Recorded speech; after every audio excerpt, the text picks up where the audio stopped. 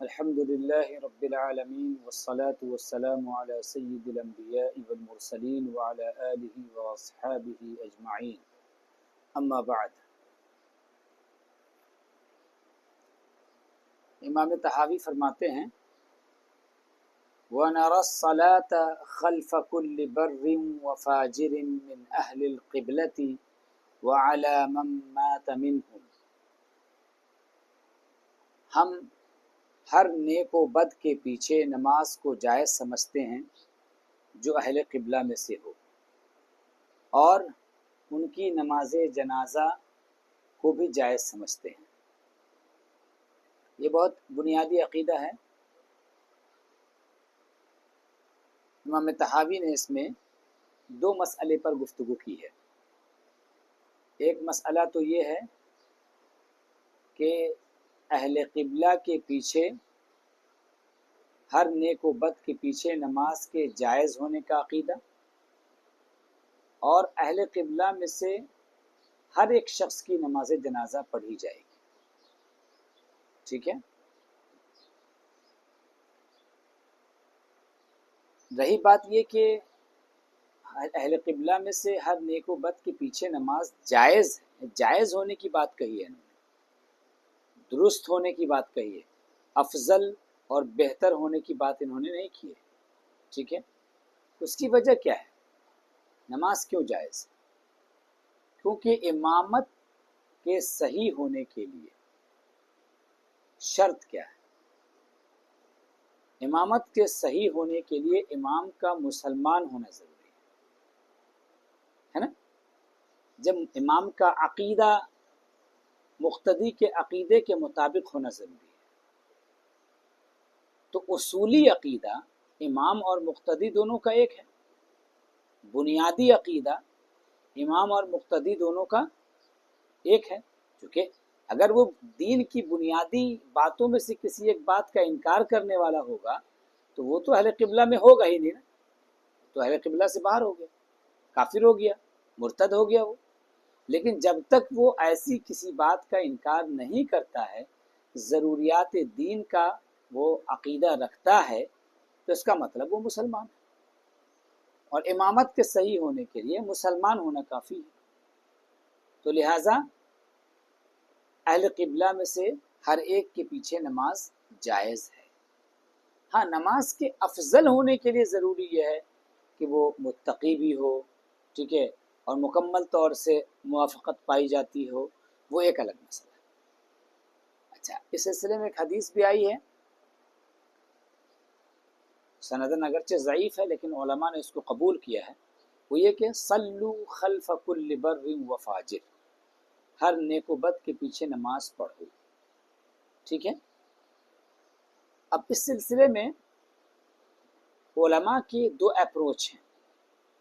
اس سلسلے میں علماء کے دو اپروچ ہیں. ایک اپروچ کیا ہے کہ بھائی اگر لوگ ان کے پیچھے، گمراہوں کے پیچھے نماز پڑھنے لگے تو ان کے قریب آئیں گے. ٹھیک ہے. ان کے قریب آئیں گے تو ان کی صحبت کا اثر شاید منتقل ہو جائے، آگے بڑھ جائے، تو ان کے اندر بھی وہ گمراہیاں پیدا ہو جائیں جو امام کے اندر گمراہی پائی جاتی ہے. تو اس بنیاد پر بہت سے علماء نے کہا کہ نہیں، ان کے پیچھے ہم نماز سے منع کریں گے. ٹھیک ہے. یہ بات ہے بنیادی بات. دوسرا اپروچ جو علماء کا ہے وہ یہ کہ بھائی جب وہ مسلمان ہے تو نماز جائز ہوگی. اب اس جائز ہونے کا فائدہ کیا ہے، مسئلہ کیا ہے؟ فائدہ یہ ہے کہ بھائی کہیں آپ ایسی جگہ پر ہیں جہاں پر اہل سنت کی مساجد موجود نہیں ہیں. ٹھیک ہے. تو ایسی صورت میں کیا کیا جائے؟ جمعہ، عیدین اور جماعت کو ترک کیا جائے اور اپنے گھر میں ہی نماز ادا کی جائے. جمعہ پڑھائی نہ جائے سرے سے، اس کی جگہ پر ظہر پڑھ لیا جائے، اور عیدین کو سرے سے چھوڑ دیا جائے، یا کیا کیا جائے، ہے نا. تو اگر اس عقیدے کو ہم نظر میں رکھیں گے تو اس کا فائدہ ہمیں مل سکتا ہے. وہ فائدہ کیا ہے کہ اگر آپ ایسی جگہ پر ہیں جہاں پر آپ کی یعنی اہل سنت کی مساجد موجود نہیں ہیں، تو وہاں پر آپ جماعت کو ترک نہ کریں، آپ جا کر کے جماعت کے ساتھ نماز ادا کریں. اللہ تبارک و تعالیٰ آپ کے احوال کو دیکھنے والا ہے اور آپ کے قلب کو بھی دیکھنے والا ہے، لہٰذا آپ کی نماز درست ہو جائے گی. ٹھیک ہے. ایسے ہی جمعہ قطعی نہ چھوڑیں، چونکہ اس کا کوئی متبادل نہیں ہے. اصلاً ظہر تو ہے، لیکن ظہر تو ایک مجبوری کی صورت میں ہے. اچھا، ایسے عیدین کا کوئی سبسٹیوٹ نہیں ہے، کوئی متبادل نہیں ہے نا. تو اس لیے جمعہ اور عیدین کو نہ چھوڑا جائے. اگر صحابہ کرام رضوان اللہ تعالیٰ علیہ مجمعین کی تاریخ پڑھی جائے تو معلوم ہوتا ہے کہ صحابہ کرام نے گمراہوں کے پیچھے نماز ادا کی ہے.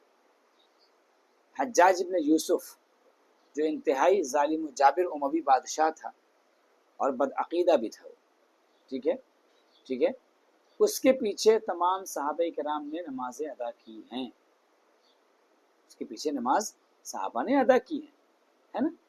تو صحابہ کا عمل بھی یہی بتاتا ہے، تابعین اور تبع تابعین کا بھی یہی عمل بتاتا ہے کہ مختلف زمانوں میں حکومتیں قائم رہیں، بادشاہ بہت سارے گمراہ آئے، ٹھیک ہے، لیکن انہوں نے کبھی بھی بادشاہ وقت کے پیچھے نماز سے، یا جو عمرا ہوتے تھے، امیر ہوتے تھے، رولرز ہوتے تھے، کتنے بھی ظالم و جابر کیوں نہ ہوں، کتنے بھی برے کیوں نہ ہوں، ان کا عقیدہ کتنا بھی خراب کیوں نہ ہو، لیکن ان کے پیچھے نمازیں انہوں نے ادا کی ہیں.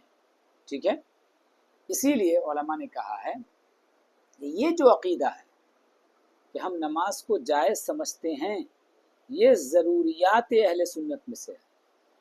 کس میں سے ہے؟ یہ ضروریات اہل سنت میں سے. یعنی اگر کوئی یہ کہتا ہے کہ نہیں، اہل قبلہ کے پیچھے نماز جائز بھی نہیں ہے، تو وہ خود جو ہے نا بدعتی ہے، صحابہ کا مخالف ہے.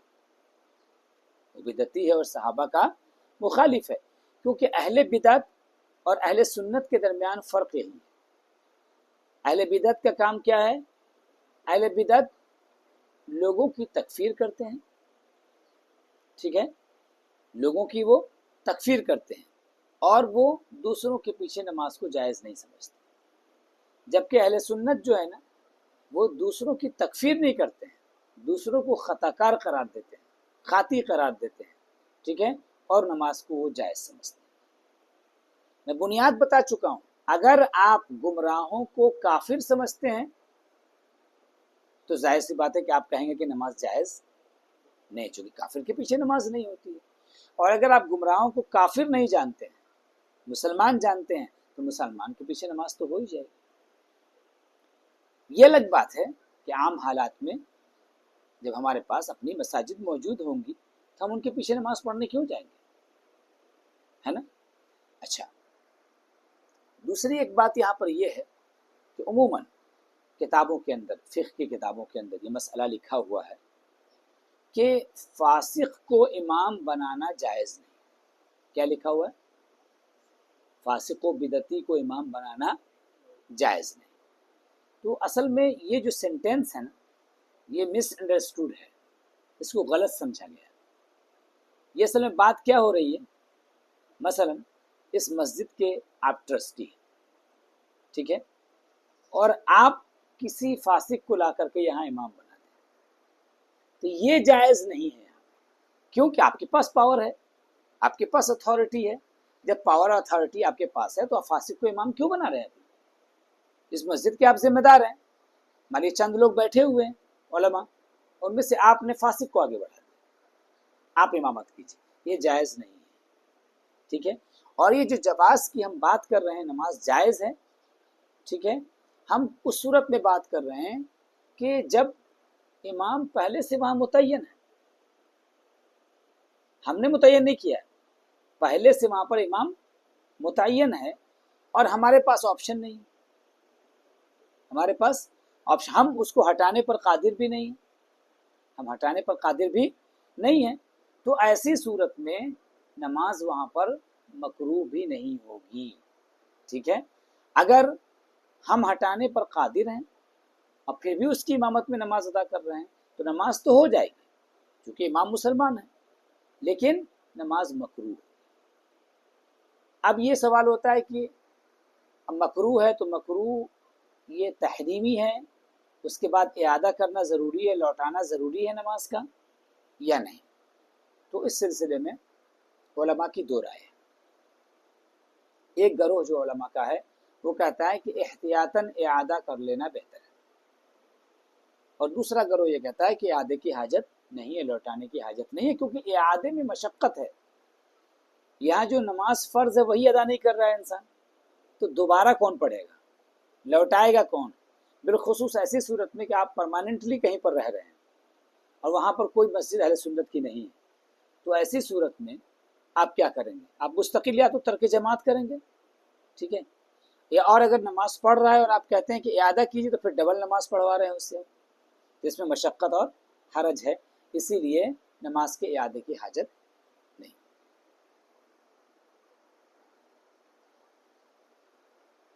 تو یہ بات ہو گئی کہ وَنَرَى الصَّلَاةَ خَلْفَ كُلِّ بَرٍّ وَفَاجِرٍ مِّنْ أَهْلِ الْقِبْلَةِ، یہ جو عقیدہ ہے، اہل سنت کے عقیدے کی جتنی کتابیں ہیں، بنیادی عقیدے کی کتابیں، ان تمام کتابوں میں یہ مسئلہ لکھا ہوا ہے۔ امام نصفی جو بڑے عقیدے کے عالم گزرے، حالانکہ امام طحاوی کے وہ بہت بعد کے ہیں، لیکن بہت بڑی شخصیت ہے ان کی، اور ان کی کتاب اور اس کی شرح پڑھائی جاتی ہے مدرسوں میں۔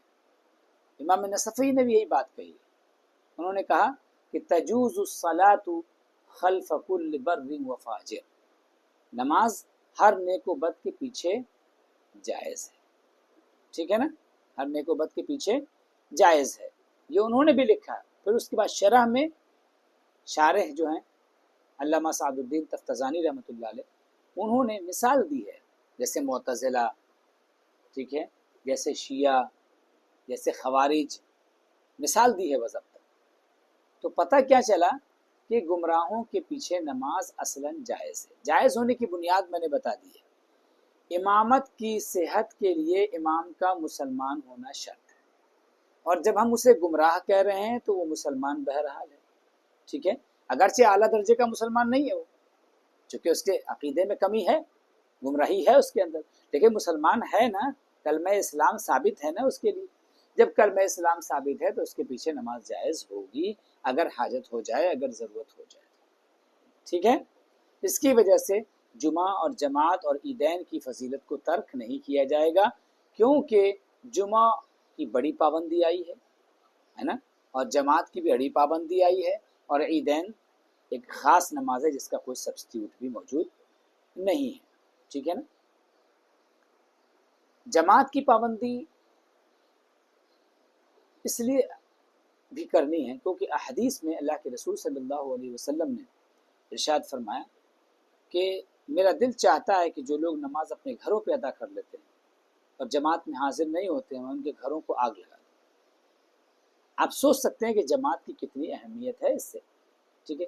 دوسری چیز کیا ہے کہ اگر آپ جماعت میں سستی کی طرف کی دعوت دیتے ہیں لوگوں کو، تو ایسی صورت میں ہوگا کیا، انسان کا نفس امارہ جو ہے بہت تیز ہے، شیطان گھات میں ہے، اور آپ کو آہستہ آہستہ نماز کا ہی تارک بنا دے گا، نماز کو ہی چھوڑنے والا آپ کو بنا دے گا، کیونکہ ایک بار ترک جماعت کی اگر عادت لگی اور گھر میں پڑھنا شروع کیا تو پھر آہستہ آہستہ کچھ دن کے بعد گھر کی نماز بھی آپ کی ختم ہو جائے گی۔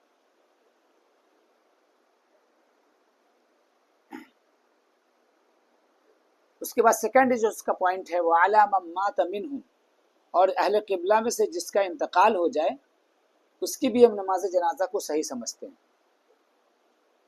یعنی مطلب ان کی نماز جنازہ پڑھی جائے گی۔ یہ بھی بنیاد وہی ہے، وہی مسلمانوں کے جو حقوق ہیں، مسلمانوں کے حقوق میں ایک حق کیا ہے، اس کی نماز جنازہ پڑھنا۔ تو اگر ہم اسے مسلمان مان رہے ہیں تو نماز جنازہ پڑھی جائے گی، نماز جنازہ پڑھی جائے گی۔ اگر بعض روایات یا علماء کے یہاں اس طرح کی باتیں آئی ہیں جس میں کہ شدت اختیار کی گئی ہو، منع کیا گیا ہو نماز جنازہ سے، تو اس کی وجہ کیا ہے، صرف وہی سد ذریعہ ہے، لوگوں کو تاکہ ڈر ہوگا کہ اگر میں مر گیا تو میری نماز جنازہ بھی لوگ نہیں پڑھیں گے، تو انسان اپنی برائی سے رک جائے گا، اپنی بدعقیدگی سے رک جائے گا۔ یہ صرف یہ چیزیں، اس طرح کے فیصلے، اس طرح کے فتوے جو ہے اسی مصلحت کے پیش نظر صادر کیے گئے۔ وَعَلَىٰ مَن مَّاتَ مِنْهُمْ، اور جن کا انتقال ہو جائے ان میں سے، ان کے پیچھے ہم نماز کو جائز سمجھتے ہیں۔ اعلیٰ حضرت نے بھی فتاوی رضویہ میں فرمایا ایک مقام پر کہ نماز جنازہ ہر کلمہ گو کی پڑھی جائے گی، نماز جنازہ ہر کلمہ گو کی پڑھی جائے گی۔ تو ظاہر سی بات ہے کلمہ گو جو بھی ہو، لا الہ الا اللہ کا اقرار کرنے والا ہے۔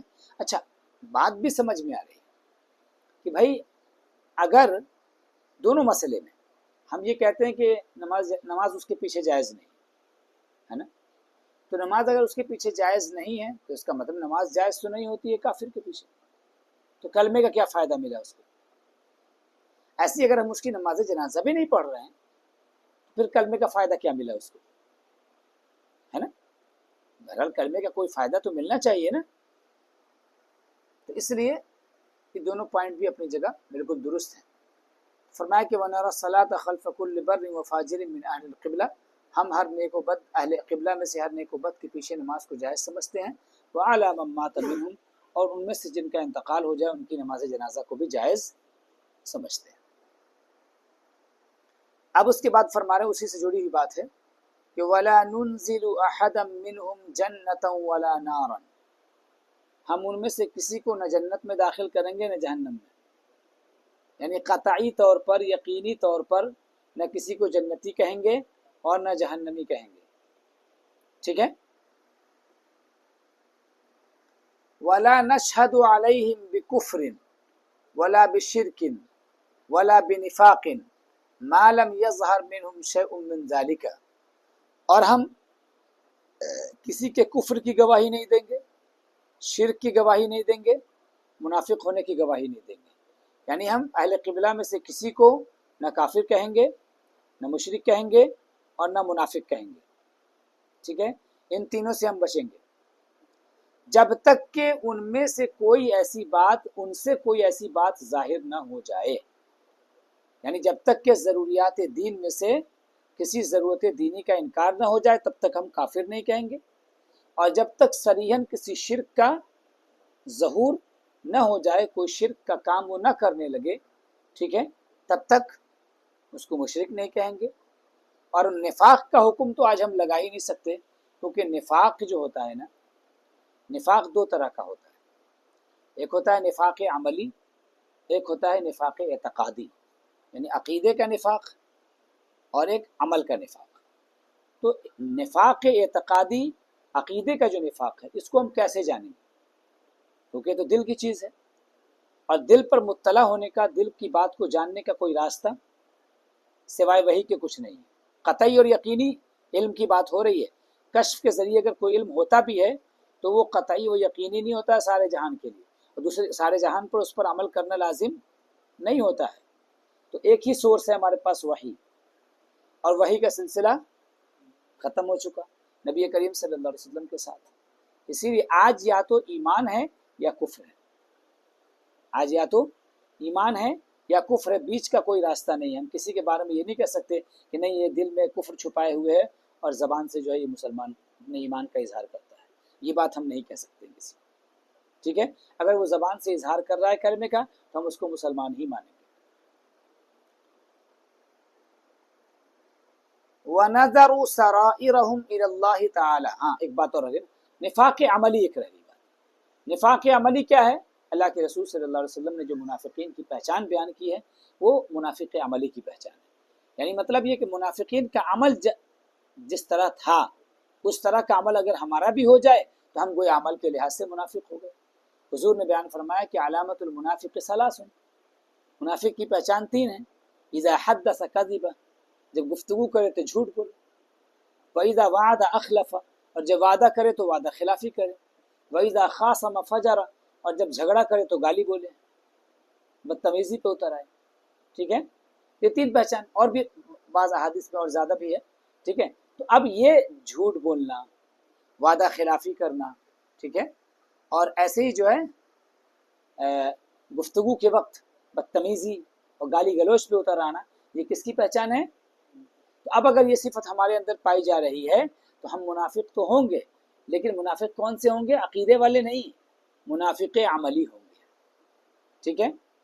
آج کل کیا میں بہت مرتبہ دیکھتا ہوں لوگوں کو، ہمارے اپنے لوگ جو ہیں وہ کہہ دیتے ہیں کہ ارے فلاں جماعت تو، ارے وہ سب تو منافق ہیں، وہ سب خالی زبان سے کلمہ پڑھتے ہیں۔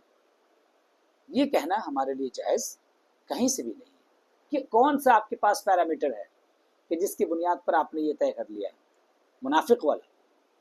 کافر اگر کہتے تو پھر بھی ہم کو بات سمجھ میں آتی کہ چلو بھائی آپ کی تحقیق میں اس کا کفر ثابت ہو گیا ہوگا، لیکن منافق کیسے کہہ رہے ہیں آپ؟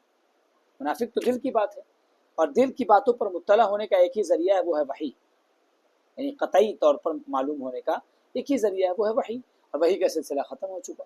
تو اگر کسی کو منافق کہتے ہیں آپ، منافق اعتقادی کہتے ہیں، اس کا مطلب اپنے لیے آپ وحی کا دعویٰ کرتے ہیں، اپنے لیے آپ وحی کا دعویٰ کر رہے ہیں اور مقام نبوت پہ اپنے آپ کو پہنچا رہے ہیں، معاذ اللہ رب العالمین۔ وَنَظَرُ سَرَائِرَهُ مِنَ اللَّهِ تَعَالَى، دیکھیں کتنی کلیئر کٹ بات امام طحاوی نے کہی ہے، ان کے دل کی بات کو ہم اللہ کے حوالے کرتے ہیں۔ اگر وہ زبان سے کلمہ پڑھ رہے ہیں تو ہم ان کے کلمے کو تسلیم کریں گے، اور ان کے دل میں کیا معاملہ ہے، اگر وہ منافق ہیں بھی تو اللہ تعالیٰ کے ہاں اس کا پتہ چلے گا، ہم اس دنیا کے اندر ان پر یہ حکم نہیں لگا سکتے، ٹھیک ہے۔ فرماتے ہیں کہ وَلَا نَرَى السَّيْفَ عَلَى أَحَدٍ مِّنْ أُمَّةِ مُحَمَّدٍ إِلَّا مَنْ وَجَبَ عَلَيْهِ السَّيْفِ، اور ہم امت محمدیہ میں سے کسی کے خلاف تلوار اٹھانے کو جائز نہیں سمجھتے، ٹھیک ہے۔ إِلَّا مَنْ وَجَبَ عَلَيْهِ السَّيْفِ، مگر جن پر تلوار واجب ہو گئی ہو، ثابت ہو گئی ہو، یعنی مراد کیا ہے، یعنی مثلا کسی نے کسی کو قتل کر دیا ہے نا، تو اس کے بدلے میں شرعی قانون کیا ہے، اگر یہ بات ثابت ہو جائے کہ فلاں شخص فلاں کا قاتل ہے تو شریعت کے مطابق اس کی بھی گردن اڑا دی جائے گی۔ تو بات وہاں پر چونکہ تلوار اس کے لیے ثابت ہو گئی، یعنی قتل کرنا اس کے لیے ثابت ہو گیا، اب وہاں پر قتل کیا جائے گا، ورنہ امت محمدیہ میں سے کسی سے قتال اور کسی سے جنگ نہیں کی جائے گی۔ یا کوئی باغی ہے، ایک نظام شریعت قائم ہے اور نظام شریعت کا کوئی باغی ہو گیا تو باغی کے خلاف جنگ کی جائے گی، چونکہ قرآن کریم میں اللہ تعالیٰ نے ذکر فرمایا ہے کہ وَإِن طَائِفَتَانِ مِنَ الْمُؤْمِنِينَ اقْتَتَلُوا فَأَصْلِحُوا بَيْنَهُمَا فَإِن بَغَتْ إِحْدَاهُمَا عَلَى الْأُخْرَى فَقَاتِلُوا الَّتِي تَبْغِي حَتَّى تَفِيءَ إِلَى أَمْرِ اللَّهِ، کہ اگر جھگڑا ہو جائے دو مسلمانوں کے گروہوں میں تو صلح کرانے کی کوشش کیجیے، لیکن اگر صلح نہیں ہوتی ہے اور بغاوت پہ وہ قائم رہتے ہیں تو پھر باغی جماعت سے قتال کیا جائے گا، ان سے جنگ کی جائے گی۔ تو گویا جب تک شرعی قانون کے مطابق کسی کے خلاف تلوار اٹھانا جائز نہیں ہو جاتا، اس وقت تک کسی مسلمان کے خلاف تلوار اٹھانا جائز نہیں۔ آپ یہ فتویٰ نہیں دے سکتے کسی مسلمان کے خلاف کہ یہ واجب القتل ہے جب تک کہ شریعت کا کوئی حکم ثابت نہ ہو جائے ایسا۔ اس کے بعد فرماتے ہیں کہ وَلَا نَرَى الْخُرُوجَ عَلَىٰ أَئِمَّتِنَا وَوُلَاةِ أُمُورِنَا وَإِنْ جَارُوا وَلَا نَدْعُو عَلَيْهِمْ وَلَا نَنْزَعُ يَدًا مِّن طَاعَتِهِمْ وَنَرَى طَاعَتَهُمْ مِّن طَاعَةِ اللَّهِ عَزَّ وَجَلَّ فَرِيضَةً مَا لَمْ يَأْمُرُوا بِمَعْصِيَةٍ وَنَدْعُو لَهُمْ بِالصَّلَاحِ وَالْمُعَافَاةِ۔ اب یہ ایک مسئلہ جو ہے نا، اصل میں یہ اہل سنت کے ہاں اس پر بہت زور دیا گیا ہے، اس کی وجہ یہ ہے کہ ظاہر ہے کہ جب خلفائے راشدین کا زمانہ ختم ہو گیا تو اب متقی اور پارسا امیر اور بادشاہ اور حکمراں تو آپ کو ملنے سے رہے، تو اب اس کے بعد کیا ہوا کہ مختلف زمانوں میں مختلف جماعتیں جو ہیں نا وہ ان ایسے بادشاہوں کے خلاف خروج کرتی رہیں، کھڑی ہوتی رہیں جنگ کے لیے، اور اس سے کچھ حاصل نہیں ہوا۔ ہمیشہ جو ہے نا بادشاہوں کے پاس طاقت تھی، انہوں نے کچل کے رکھ دی۔ مثلا امام زید العابدین کے صاحبزادے ہیں، امام باقر کے بھائی ہیں، یہ اب بادشاہ وقت کے خلاف کھڑے ہوئے، چونکہ بادشاہ اموی بادشاہ ہشام کے خلاف کھڑے ہوئے، ٹھیک ہے، بادشاہ کے پاس ان کے ساتھ بہت سارے لوگ کھڑے ہوئے، بادشاہ نے دھمکایا، سب کے سب غائب ہو گئے اور چند سو لوگ ان کے پاس رہ گئے، بس بادشاہ کے پاس پاور تھا، کچل کے رکھ دیا، قتل کر کے سب کو رکھ دیا، ٹھیک ہے۔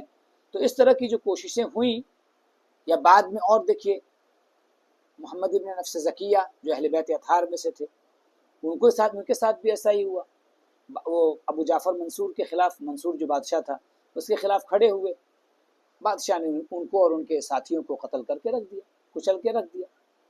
تو اس سے کیا ہوا کہ افراتفری پیدا ہوئی، ٹھیک ہے، اور کبھی کامیابی ملی نہیں، تو یہ سلسلہ ایک نہ رکنے والا سلسلہ چل پڑا، ٹھیک ہے۔ تو اسی لیے علماء اہل سنت نے اس کے بعد یہ چیز طے کی کہ چونکہ اس کا کوئی نتیجہ نکل نہیں رہا ہے اور ایسے بادشاہ متقی ہم کو ملنے سے رہے، تو جو بادشاہ ہم کو مل رہا ہے جیسا بھی ہے، ٹھیک ہے، اگرچہ وہ ظالم و جابر ہی کیوں نہ ہو، لیکن ہم اس کے خلاف بغاوت نہیں کریں گے۔ کیوں بغاوت نہیں کریں گے؟ اس لیے بغاوت نہیں کریں گے تاکہ کم سے کم، ٹھیک ہے وہ ظالم ہے لیکن ایک اوور آل دین کا نظام کم سے کم کسی طرح کسی شکل میں ایک پاور تو ہے، چل تو رہا ہے نظام، ٹھیک ہے، اور جو علماء ہیں وہ اپنے کاموں میں لگے ہیں، لکھنے پڑھنے والے لوگ اپنے کاموں میں لگے ہیں، تو اس طرح سے افراتفری کم سے کم نہیں رہے گی، ٹھیک ہے، اور دین کا کام کچھ نہ کچھ ہوتا رہے گا، ٹھیک ہے۔ تو اسی لیے علماء نے یہ بات کہی کہ وَلَا نَرَى الْخُرُوجَ عَلَىٰ أَئِمَّتِنَا وَوُلَاةِ أُمُورِنَا۔ امام زید وغیرہ کیا ہے، زیدی حضرات کیا یہ ہے کہ وہ خروج کرتے ہیں، آج بھی ان کے عقیدے میں ہے کہ اگر ظالم و جابر بادشاہ تو اس کے خلاف وہ کھڑے ہوں گے، ٹھیک ہے۔ شیعوں کے یہاں بھی اس طرح کی چیزیں ہیں، خروج والی چیز، تو لیکن اہل سنت کا کہنا ہے کہ ہم خروج نہیں کریں گے، چونکہ اب ایسے بادشاہ تو ہم کو ملنے سے رہے، امام مہدی جب آئیں گے تبھی جا کر کے ویسے خلیفہ راشد ہم کو ملنے والے ہیں۔ ہاں یہ کہ اپنے، یہ اس کا مطلب یہ نہیں کہ ہم بادشاہ کی غلط چیز کو غلط نہیں کہیں گے، ٹھیک ہے، ہم ان کے خلاف ہتھیار نہیں اٹھائیں گے، بس ان کی تردید کریں گے، امر بالمعروف ہوگا، نہیں عن المنکر ہوگا، برائیوں سے روکنے کی کوشش کی جائے گی، ٹھیک ہے، لیکن ہم خروج نہیں کریں گے۔ اس کی وجہ یہ کہ نہ سچویشن ایسے، نہ حالات ایسے ہیں، نہ ہمارے پاس اتنا پاور ہے کہ ہم اپنی طاقت سے ان کو روک سکیں۔ اور اللہ کے رسول صلی اللہ علیہ وسلم نے ارشاد فرمایا ہے کہ من رأى منکم منکرا فلیغیرہ بیدہ، جو انسان کسی برائی کو دیکھے تو اسے اپنے ہاتھ سے یعنی طاقت سے مٹانے کی کوشش کرے، ومن لم یستطع، اور جس کے لیے یہ ممکن نہ ہو، فبلسانہ، تو زبان سے اس کو برا بھلا کہے، ومن لم یستطع، اور جس کے پاس یہ بھی طاقت نہ ہو کہ زبان سے بول سکے، فبقلبہ، تو وہ دل سے کم برا جانے، وذالک اضعف الایمان، اور یہ ایمان کا سب سے کمتر درجہ ہے، ٹھیک ہے۔ وَإِنْ جَاءَ وَلَا نَدْعُو عَلَيْهِمْ، ہم ان کے لیے بد دعا نہیں کریں گے، ٹھیک ہے، کیونکہ بد دعا سے کوئی فائدہ تو ہونا نہیں ہے۔ وَلَا نَنْزَعُ يَدًا مِّن طَاعَتِهِمْ، اور ان کی اطاعت سے اپنا ہاتھ نہیں کھینچیں گے، یعنی ان کے خلاف بغاوت نہیں کریں گے۔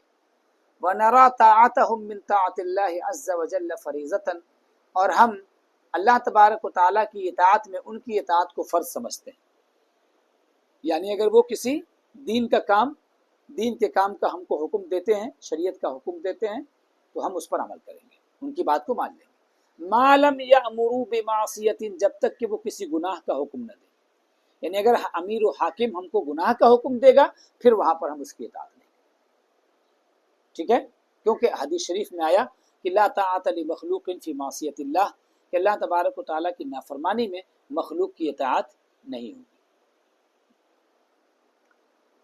وَنَدْعُو لَهُمْ بِالصَّلَاحِ وَالْمُعَافَاةِ، اور ہم اللہ تعالیٰ سے دعا کریں گے ان کی اصلاح کے لیے کہ اللہ تعالیٰ اس کو توفیق دے، اس کو نیک بنا دے، اور اس کی معافی کے لیے دعا کریں گے۔ ہمارے ائمہ کرام کا بھی یہی طریقہ رہا ہے، امام احمد بن حنبل کو مامون نے کوڑے لگوائے، ٹھیک ہے، مگر اس کے باوجود آپ نے کبھی مامون کے لیے بد دعا نہیں کی، بلکہ ہمیشہ مامون کے لیے دعا ہی کرتے رہے، ٹھیک ہے۔ وَنَتَّبِعُ السُّنَّةَ وَالْجَمَاعَةَ، اچھا، امام ابو حنیفہ رحمہ اللہ کا بھی موقف یہی رہا۔ امام زید جب کھڑے ہوئے تھے بادشاہ کے خلاف، امام زید نے دعوت دیا تھا امام ابو حنیفہ کو جنگ میں شرکت کے لیے، تو امام ابو حنیفہ کو چونکہ ان سے اور اہل بیت سے عقیدت تھی، تو آپ نے عملی طور پر ان کا ساتھ نہیں دیا، عذر پیش کیا اپنا، ٹھیک ہے، جنگ میں نہیں گئے، لیکن مالی طور پر مدد کی، ان کی مال سے مدد کیا ان کی، لیکن عملی طور پر شریک نہیں ہوئے، چونکہ آپ نہیں چاہتے تھے کہ عملی طور پر اس میں شریک ہو، چونکہ امام زید خود مجتہد تھے، ان کا اجتہاد تھا کہ بھی کھڑا ہونا چاہیے، عملی طور پر تو وہ کھڑے ہوئے، لیکن امام نے دونوں چیزوں کو نبھایا، ان سے جو تعلق تھا، اہل بیت سے جو تعلق تھا، اس تعلق کو بھی نبھایا کہ بہرحال ان کے خروج کو وہ ناجائز نہیں سمجھتے تھے، ان کا کھڑا ہونا ناجائز ہے، کیونکہ انہوں نے امام ابو حنیفہ کا جو اسٹیٹمنٹ ہے وہ یہ کہ اس بادشاہ کے خلاف ان کا کھڑا ہونا ایسے ہی ہے جیسے نبی کریم صلی اللہ علیہ وسلم کا جنگ بدر میں کھڑا ہونا،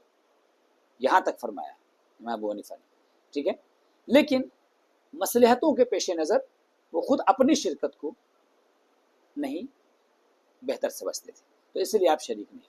اس کے علاوہ بہت سارے عذر بھی تھے آپ کے پاس، اس کا بھی تذکرہ ملتا ہے کتابوں میں کہ جس کی بنیاد پر آپ پریکٹیکلی اس میں شریک نہیں. وَنَتَّبِعُ السُّنَّةَ وَالْجَمَاعَةَ، ہم سنت کی پیروی کریں گے. کس کی پیروی کریں گے؟ سنت کی. اور کس کی پیروی کریں گے؟ جماعت کی، یعنی جماعت کے ساتھ رہیں گے. ٹھیک ہے، سنت کی پیروی کریں گے اور جماعت کی پیروی کریں گے. جماعت کدھر جا رہی ہے؟ سواد اعظم کدھر جا رہا ہے؟ اتبعوا السواد الاعظم، سواد اعظم کے ساتھ ہوں گے.